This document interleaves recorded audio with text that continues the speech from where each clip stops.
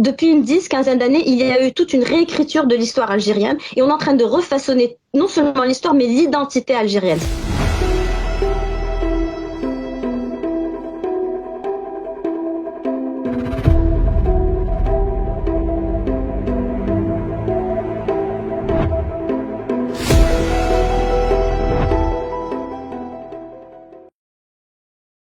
Lorsque les puissances impérialistes ont colonisé les différentes parties du monde, que ce soit en Asie ou au Moyen-Orient,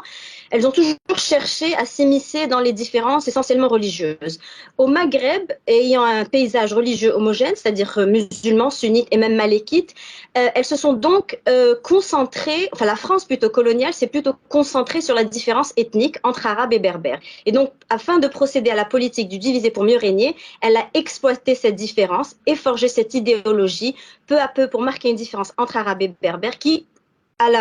au bout de plusieurs décennies, deviendra l'idéologie berbériste que nous connaissons aujourd'hui.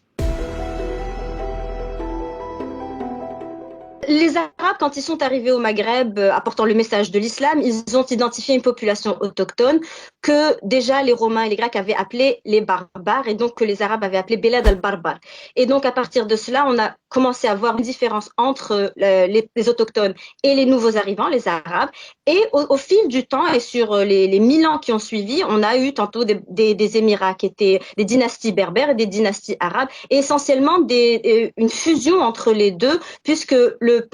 l'étendard principal était l'islam. Donc le Maghreb était musulman et était arabo-berbère. Cette différence a toujours existé, mais elle n'a pas été exploitée de manière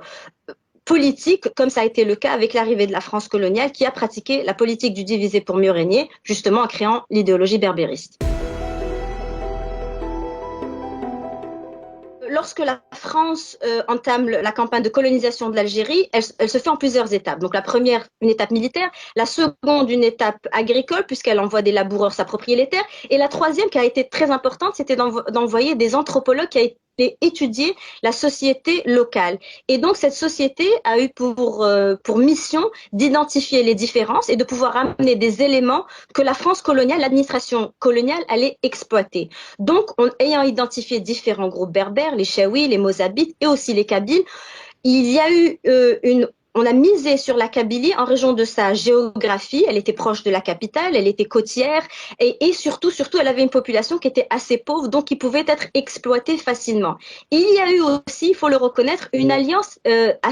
au début de la colonisation, plus que des notables comme Ahmed el-Moqarani, qui était un chef de tribu noble. C'est immédiatement allié à la France et l'alliance a perduré une quinzaine d'années justement, ce qui a favorisé déjà une implantation de la présence française en Kabylie et qui, au fil du temps, se renforcera lorsque les pères blancs décideront que c'est à partir de la Kabylie qu'ils implanteront les fameux missionnaires des pères blancs, du père Lavigerie.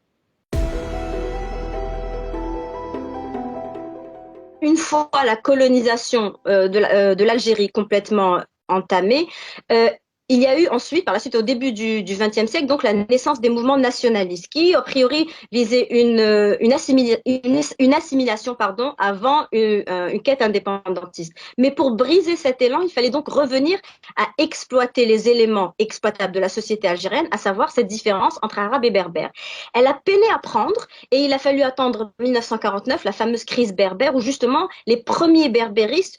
ont tenté d'imposer cette nouvelle idéologie dans la formation et dans les nouvelles plateformes politiques qui allaient être les éléments, les premiers textes fondateurs de l'Algérie indépendante. Au moment où il y avait une guerre, il fallait fédérer tout le monde et on a mis cet argument de côté.